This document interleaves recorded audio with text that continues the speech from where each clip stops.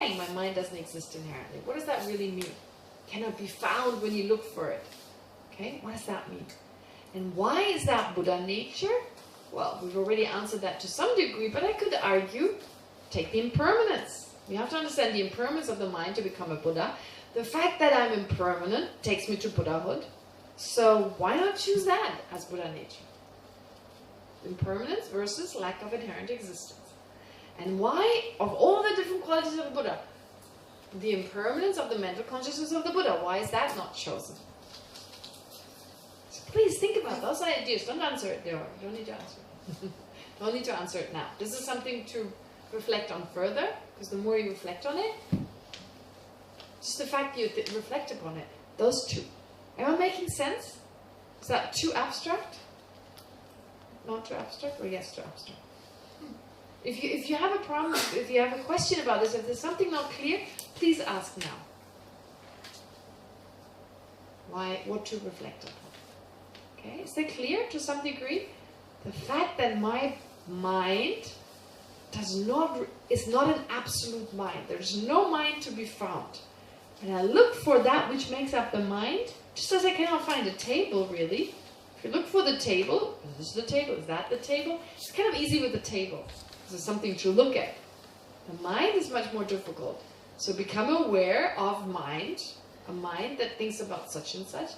Why does the mind not exist inherently?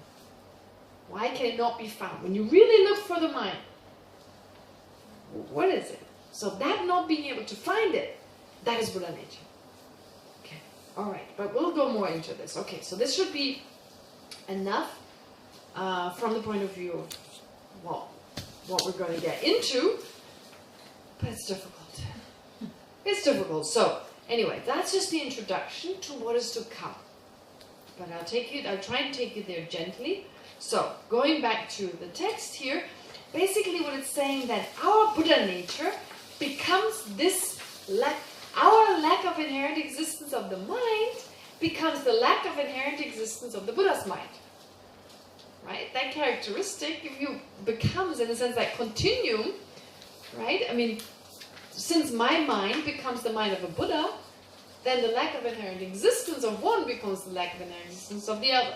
Okay, so, it's suitable to become that, and we come to this. Okay, anyway, if you read this again at your own time, and it will be more explained later on. But so therefore, we say that the emptiness of a sentient being's mental consciousness will become the emptiness of the mental consciousness of a Buddha, of his mental consciousness or his or her mental consciousness as a Buddha. In other words, when a sentient being attains Buddhahood, the emptiness of his formerly obstructed mental consciousness becomes the emptiness of his now unobstructed and omniscient mental consciousness. Right? Okay, that's not easy. That's by no means easy. Pardon? That's the answer.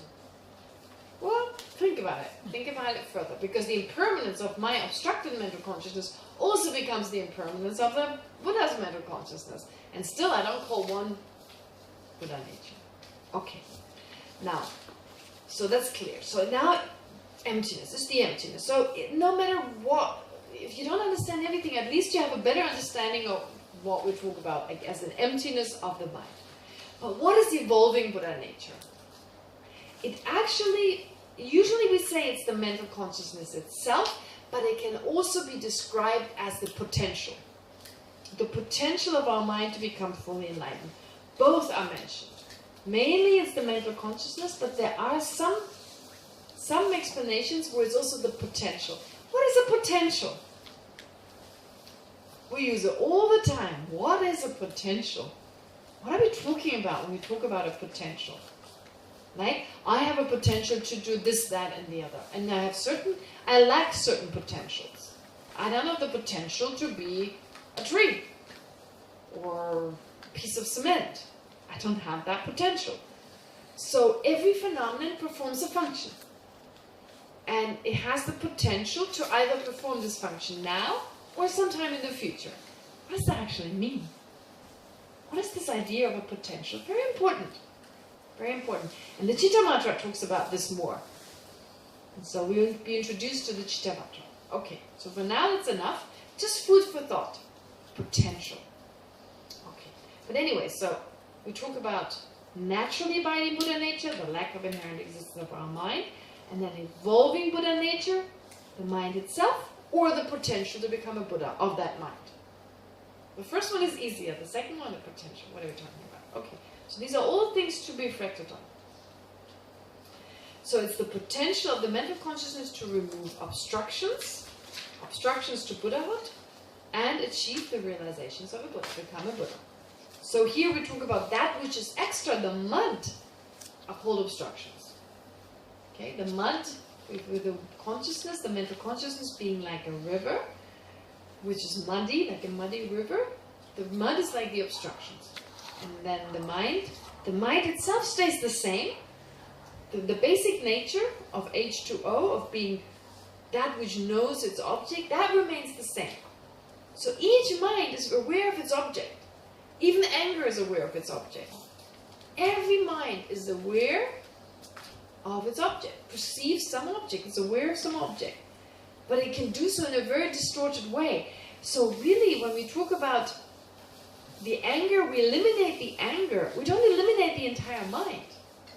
We eliminate that distorted aspect. But that ability of the mind that knows its object, that goes on. So you don't actually cut, you can't just cut a consciousness. Just as you cannot totally make a physical object disappear, its continuum goes on.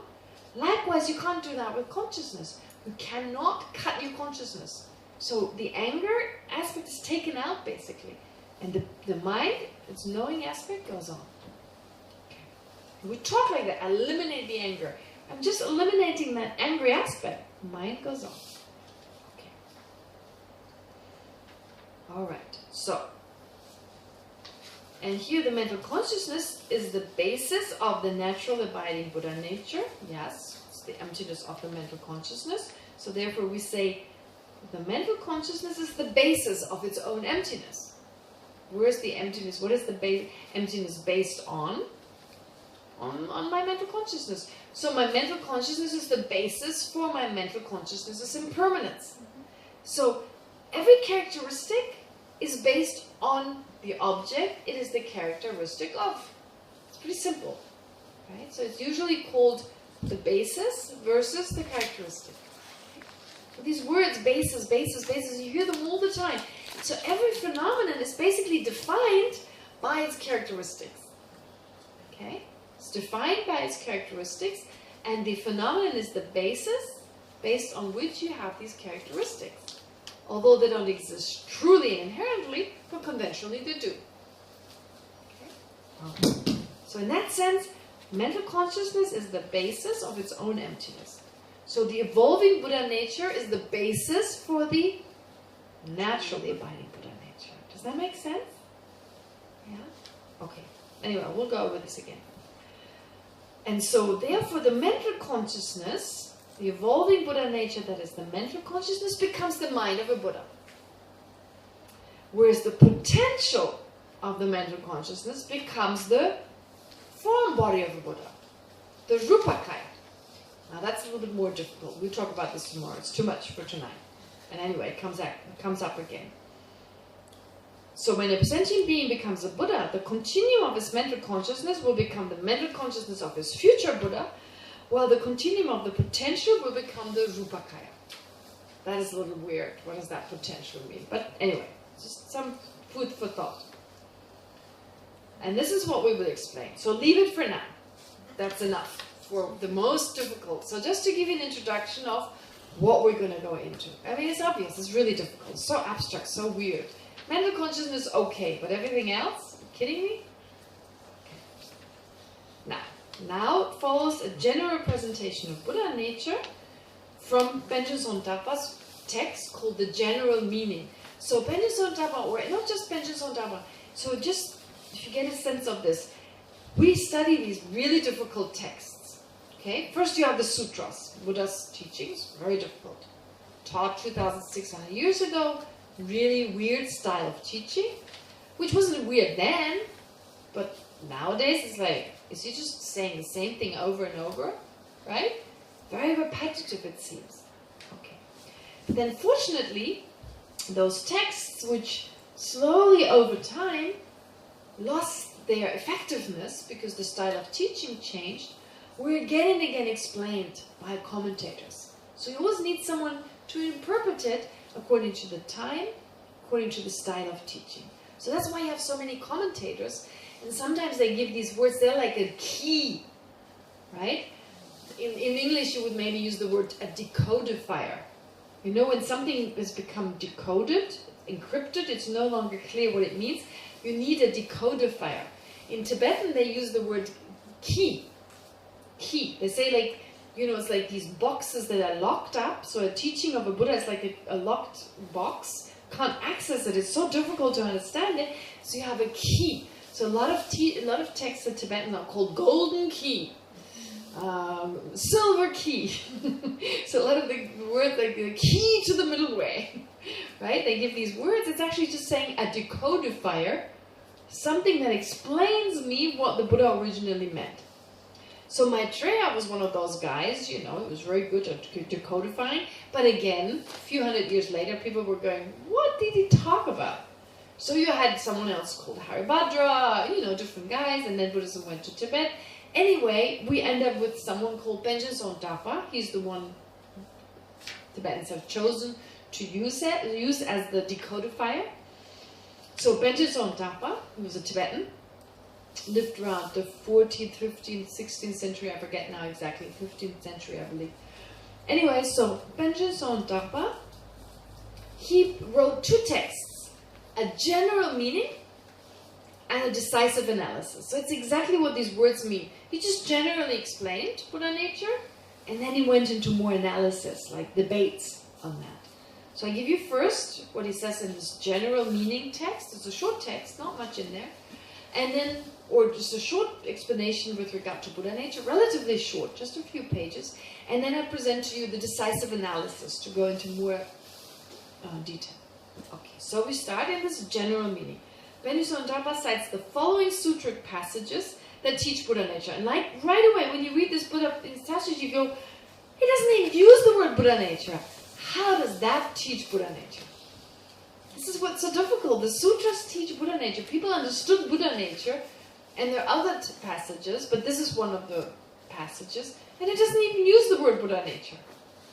Okay, so here it says, then the Venerable Subhuti thus asked the victorious one, the Buddha, what is the meaning of the term, the Bodhisattva, the great heroic being, which the victorious ones use? So this is the words the Buddhas use.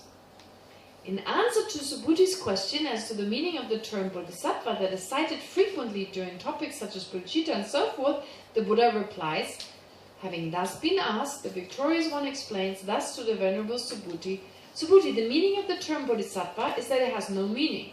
If one were to ask why, the reason is that a Bodhisattva is not perceived to be born or to exist or to be non-existent. Subhuti, therefore, the meaning of the term Bodhisattva is that it has no meaning.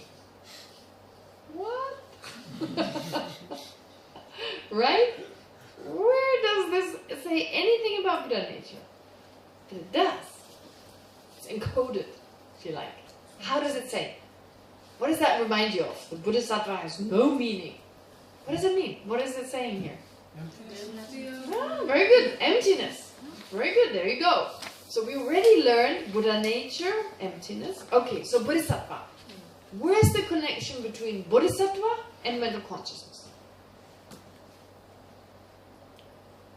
Yeah? The changing, the process. That it's a path. It's a... Right. Okay, the change in the process. But what makes a Bodhisattva a Bodhisattva? Taking the bodhicitta is mental consciousness. It's a bodhicitta. It's a mental consciousness. What makes a Bodhisattva a Bodhisattva? It's this mental consciousness. What makes us kind? It's our mental consciousness. Really, who we are is mainly defined. We're not our mental consciousness, but really it's the main aggregate. Our mental consciousness is our main aggregate. It's the main thing that defines who we are. We're kind, not kind. Angry, not angry. Loving, not loving. Generous, not generous. Really, like, basically we think about when you get to know someone initially, especially with a romantic relationship, we focus on one thing first. What is it? the good qualities. First. The looks. the looks, right? It's the external, right? We put a lot of attention. But it doesn't take long to decide whether we want to be with this person or not, right? If this person looks like the most beautiful person in the whole world, but they have a terrible character, very quickly we turn away. So we look for that, well, most people, not everyone, but usually, most people who have some common sense, not just, but usually in general we look for, so it's the mental consciousness, that's what we're interested in. So that's so interesting. I think it's not just spiritually, but also mental, and in everyday life, is the mental consciousness, right? Who this person are. And of course we often misjudge someone and we're not that good at it. We don't see the pure nature of that person that everyone has. We are misled just by their superficial qualities. But of course we shouldn't underestimate them because the real quality doesn't necessarily come through. Okay. But this I think is really important to understand that in the end who a person is comes down to the mental consciousness. And so therefore a bodhisattva is a bodhisattva because of their mental consciousness, because of their mind of bodhicitta. And it doesn't exist intrinsically. So it's the lack of inherent existence of the bodhisattva's mind. So really it teaches Buddha nature, but just not in a direct way. So of course we need someone to explain it to us. Okay. So I think this is not much. We haven't done much. It's only 5 pages, but we did do a lot, actually. So I thought to do some meditation. I want to do meditation of things we learn here anyway, to allow it for it to sink deeper. But I know you're tired, so we won't do much. But just internalize a little bit of what we've done today. Not even going into emptiness, but just lead you through a few things to consider. And so before we start the meditation, take a few moments just focusing on your breathing and breathing in and out.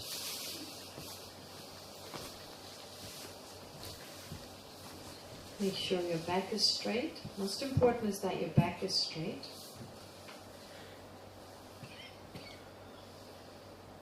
That you're relaxed.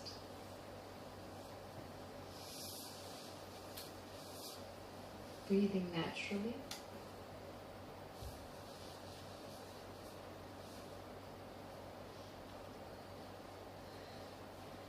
Letting go of any thoughts other than our mindfulness of the breathing.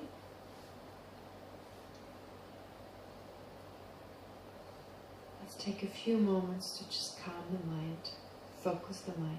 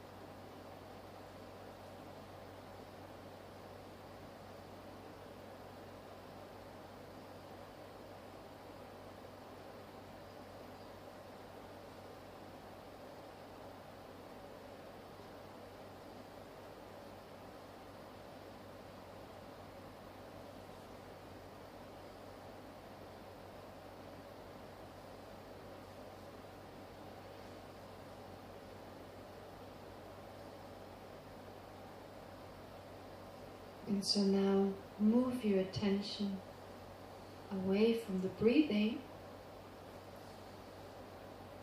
and focus it on your mental consciousness.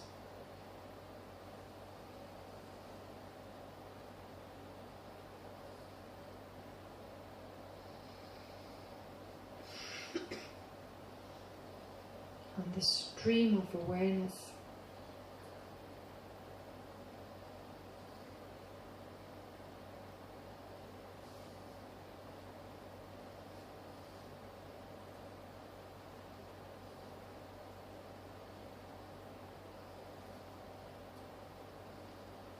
Try to think of moments today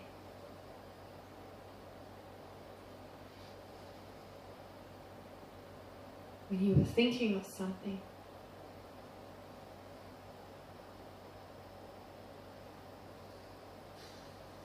Remembering something.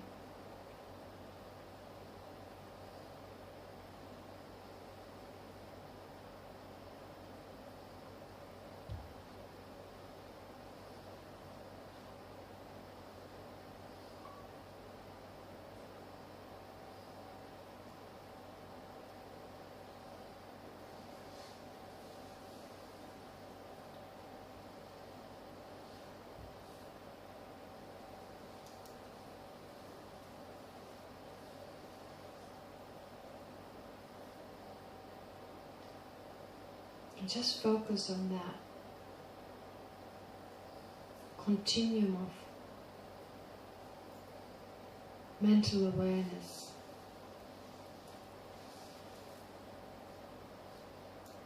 Sometimes angry,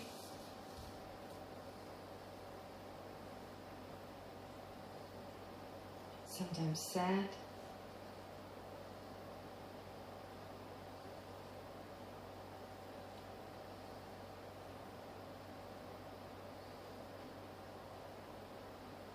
at other times happy,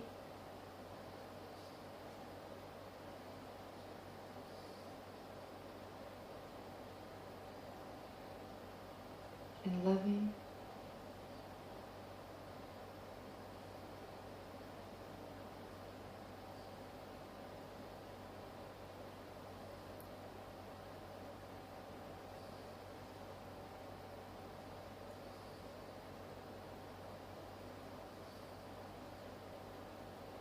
Like a churning river.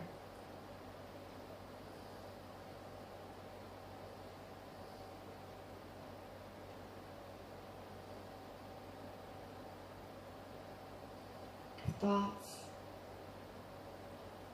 ideas,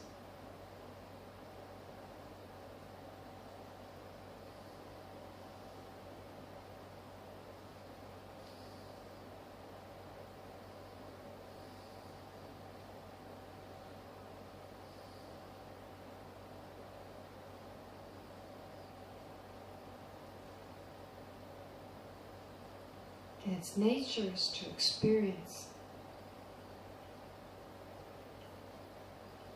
to be aware.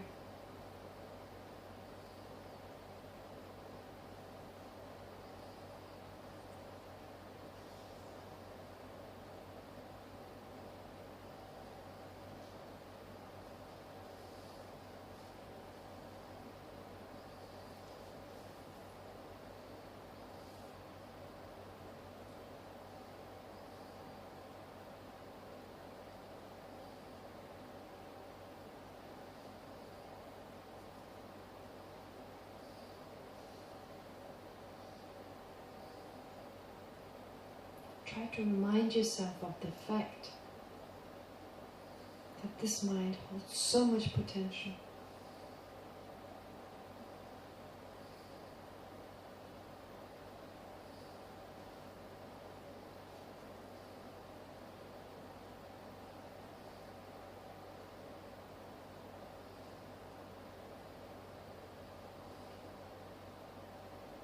Potential to feel endless love.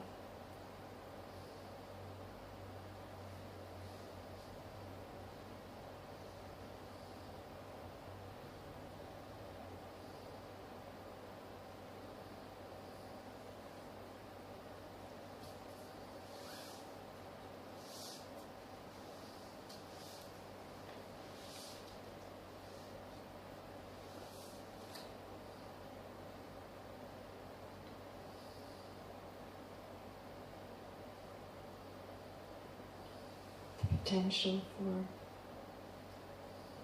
deep intuitive wisdom.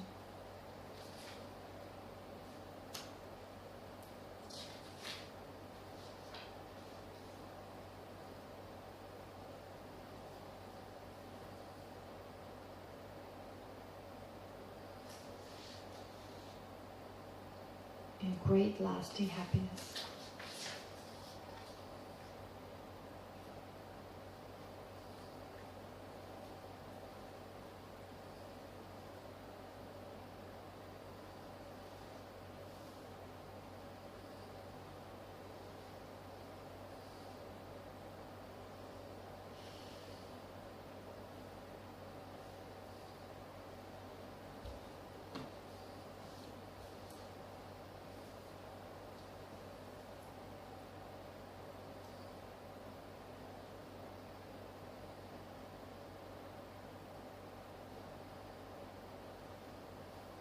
to generate joy in the fact that we have such an amazing potential.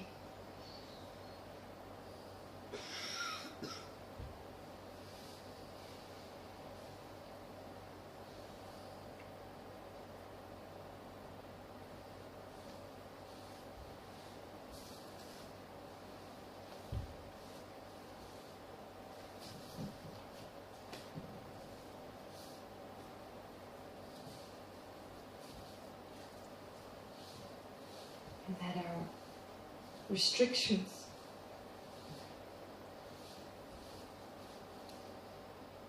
our shortcomings,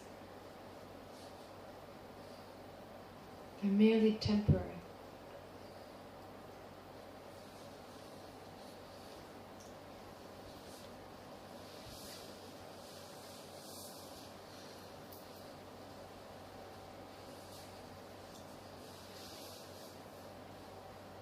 And not in the nature of the mind.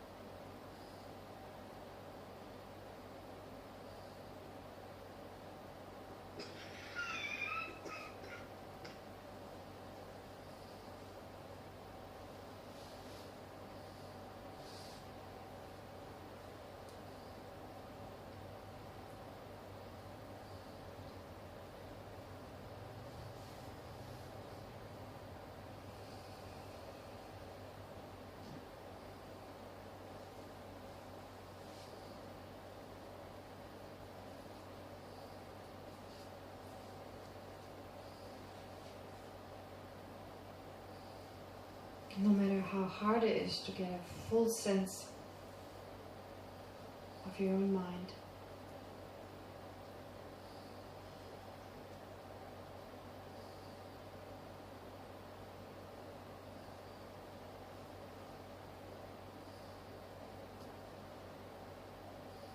try to get a sense of that clear and knowing nature of your stream of consciousness.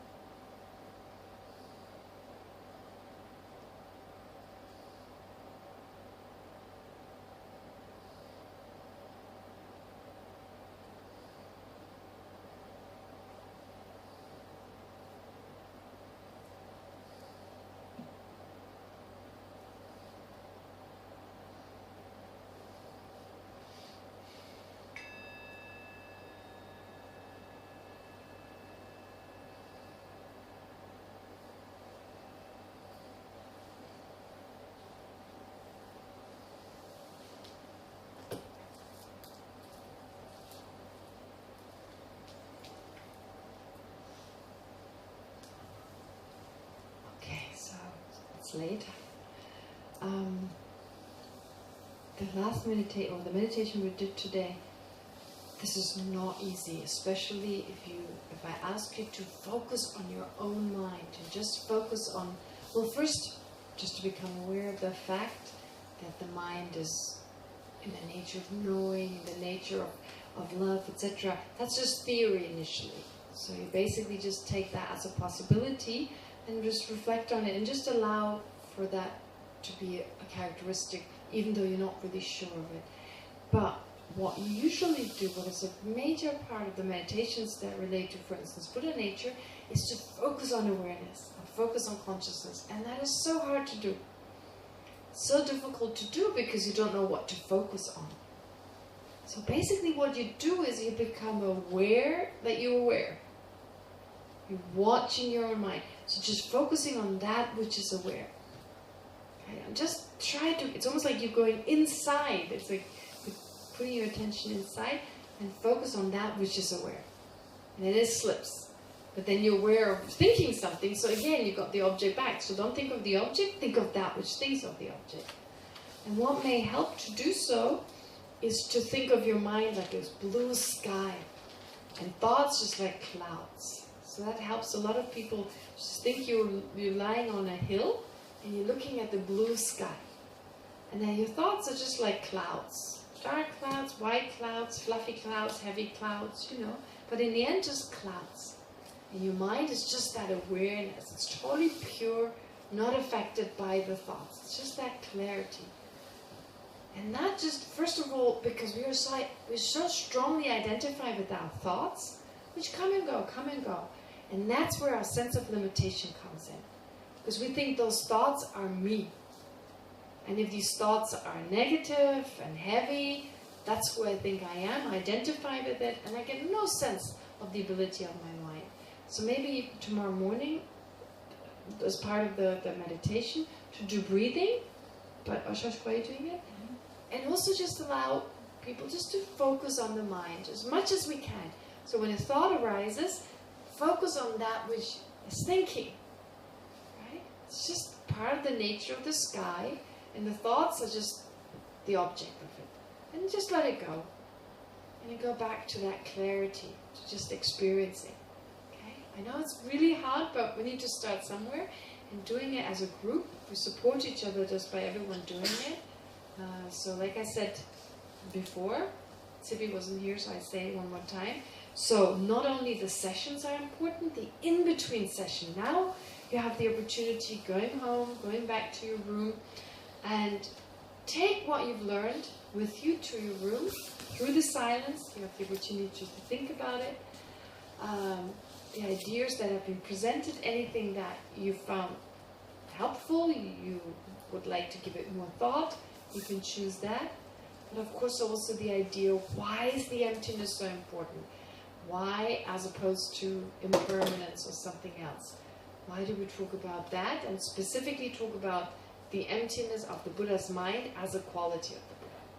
Okay, so to give that some thought, but also every now and then go back to just become aware of your own awareness. Don't get caught in the thoughts, just become aware of your own thoughts, of that feeling, of that aware entity.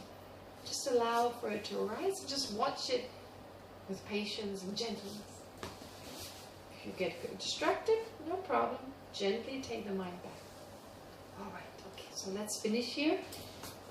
Dedicate the merit, whatever positive potential you have accumulated coming here, just making the effort to come here, make the effort of settling in, coming to this class, generating a positive motivation, listening, and so forth. So all this incredible positive potential, may that potential created by our own mental consciousness become a cause, become something that transforms the mind, that helps us to expand and evolve our mind. So we find more love and acceptance for ourselves, as well as all the other sentient beings. And eventually, may this lead us to fully awaken, to actualize our deepest potential.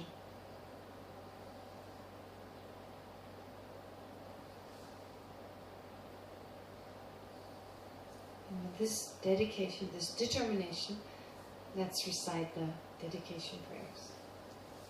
Page 19.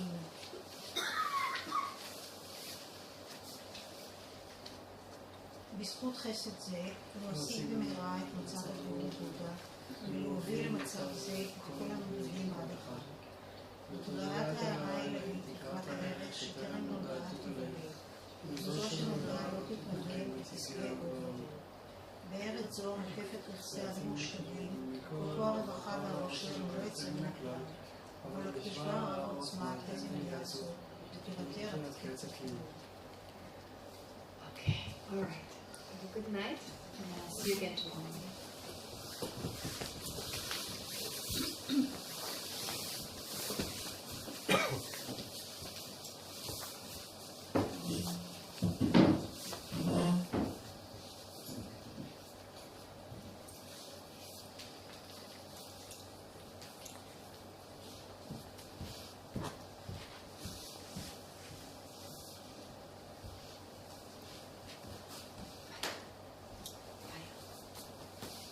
אפשר עוד רגע לשבת?